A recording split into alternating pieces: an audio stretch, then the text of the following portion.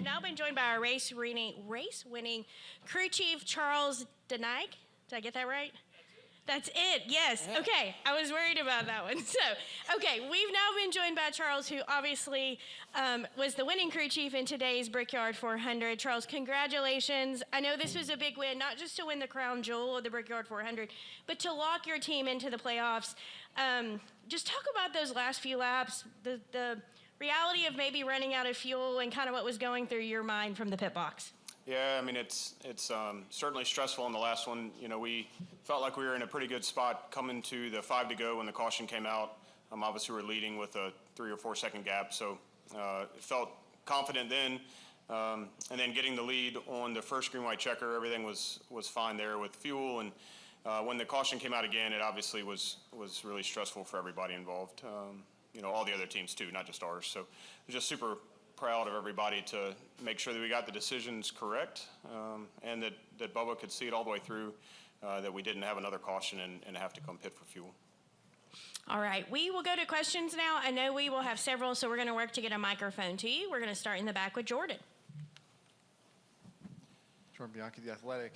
The second, going into the last overtime, was there any question of whether to pit or not, and kind of give up the lead in that situation just for fear that you were going to run out and finish 25th? Well, I mean, yes. So yes, there's certainly a question, and I think there's probably a question for all the people that were in a similar fuel situation as us, and we're just weighing all the different options, counting the number of laps that it's going to take to open pit road and close pit road, and you know, every caution lap that goes on, your lap that you think you're going to run out moves a little bit, but your post regulation. So as we said, you're trying to grow fuel in the process. So yeah, we certainly had those conversations. They're difficult ones to have, but we felt like the odds were in our favor to give it another go. And it was a kind of a unanimous vote by all of our supporting cast that we have back home at Airspeed to go for it for sure. And then on that, the white flag lap, it looked like Bubba slowed coming out of 2 and even into 3 a little bit, almost like he was out of fuel. When you're watching this, were you thinking, are we out? What was your thought process going through that? No, I mean, I just thought that maybe the 5 had a little bit of a surge. But obviously after the checkered flag, we had enough for a long burnout and to drive it to victory lane. So, you know, we felt like we used all the tools that Toyota provides us to the best of our ability, and we're able to roll the dice there at the end. You know, Bubba did an incredible job of saving fuel. You know, it's critical save mode to be able to get to that point. But you know, the 5 and the 24 and you know, 45, for example, we were all in the same situation. You know, and I think that's the 45 felt like they were in a little bit worse spot there. So you started to see people thinking that they needed to pit for fuel, and obviously at that point, it's, you know, those are difficult times for sure. Okay, we'll continue with questions. We'll go up front to Dustin Long. Dustin Long, NBC Sports. Charles, what have you know, obviously as a coach, you're always working with an athlete, so obviously Bubba's your athlete. What were the things that you've been working with him on this year to build to a moment like this, to, in a pressure situation, perform? He has performed, but to even do something like this, how has it come to this moment in the tenure since you've been with him? Yep. So we started off with a really good program to begin with, the 2311 had, you know, and then they welcomed me into the program to try to continue to grow and move it forward. And we started off just believing that the race weekend is a process, winning is a process, and there are all these things that, you know, that we have to do and we have to execute well, and then put yourself in contention. So if you contend to win 3 races, you probably won 1 of them, you know, 33%. So our main goal was to put ourselves in contention more, and then with the belief that if we do that, you know, enough, we'll be able to close out races and win races. So we've had, you know, a little bit of adversity over different times of the summer with finishing the races, you know, and we would run well and something would happen. So it's just very reassuring to the group to know that that we're capable of seeing that all the way through, and just super proud of all the men and women at 2311 for preparing some incredible race cars and doing all the things that it takes to put these 3 cars on the racetrack week in and week out. And talking about that process, what in specific did you have to do with him and with this group.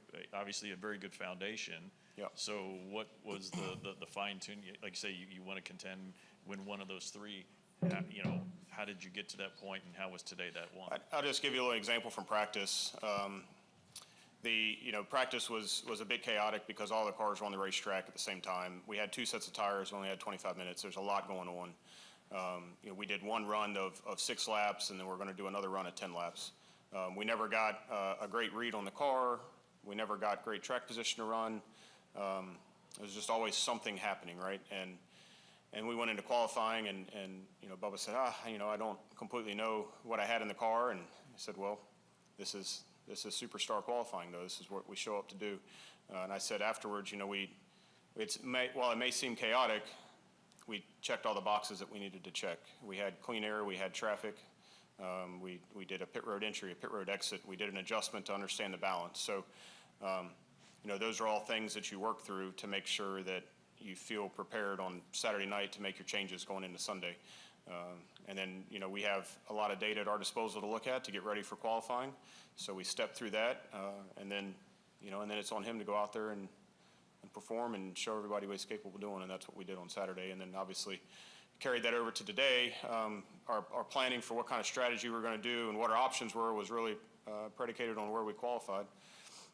So just knowing that we were up front, we could lay the groundwork on how to maximize our day, stay there, and then put ourselves in contention to start stage 3, which is what we were able to do.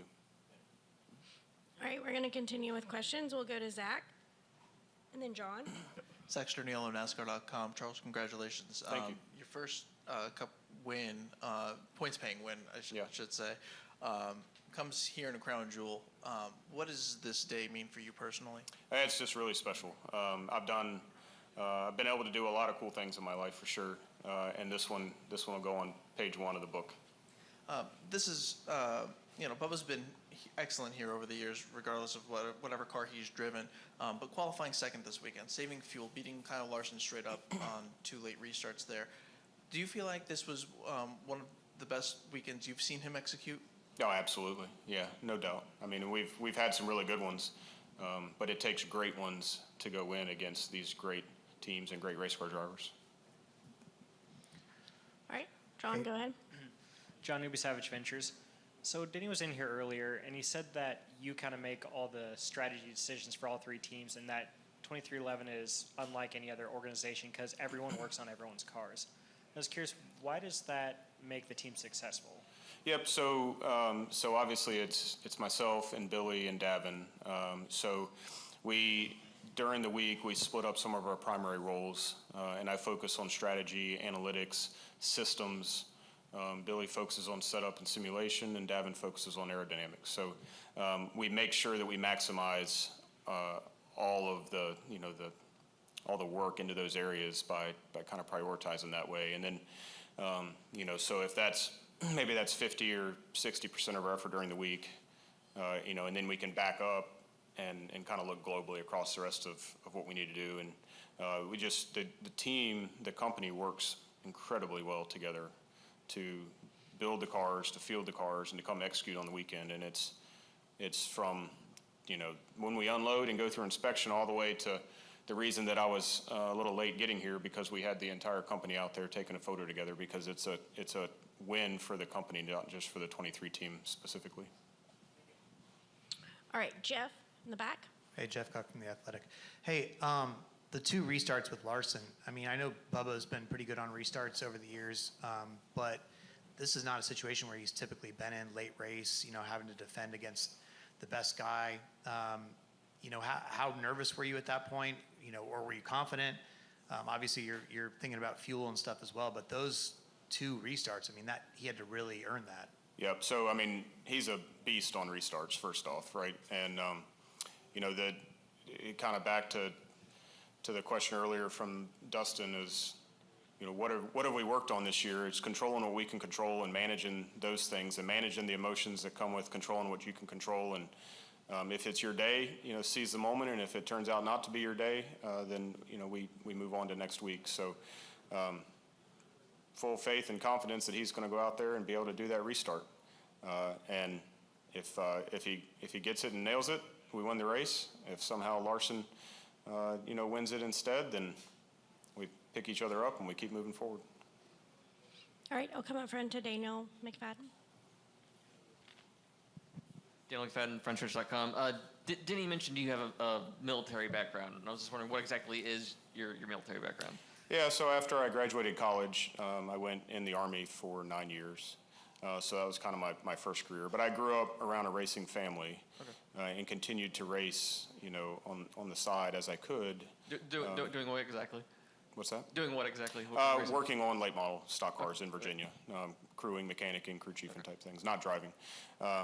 So when I felt like my time was kind of done in the Army and I was ready to do something different, then it was a natural time to pursue professionally racing. So that's what I did when I got out of the military. So how does your military background in the Army, how does that serve you in your role as a crew chief, leading a team, especially during the last 35 laps of this race? Yeah. How does that serve you well in keeping your team's heads on straight and focused? And I think one thing that helps is just being more comfortable and calm under high pressure situations. And obviously in motorsports, it's as high a pressure as you can get in competition. So I think a lot of the lessons learned during my time, in the military serves me well in those situations. All right, I'll take one final question. James Krause with the Journal-Gazette. The one guy that I feel like hasn't been mentioned yet is Freddie in this. Coming into this team and having two guys with the chemistry that he and Bubba have, how has that helped you? And how big of a role did he play, not just in this win, but in sort of the things Denny talked about, this organization just getting better and this team getting better? Freddie is obviously instrumental in our success. Little maybe unknown fact is Freddie and I worked together in 2022. So it helped having already, have a relationship and rapport. Certainly you come in as a new crew chief to a new group and you're learning everything and all of it. So at least learning a relationship with a spotter was one thing that I didn't have to start from scratch on. And it was really helpful. I feel like we are able to support each other well, keep each other calm, back each other up. And he understands what I'm trying to accomplish from the pit box, and I understand what he's able to do from the spotter stand. And we're just able to pull the rope the same direction.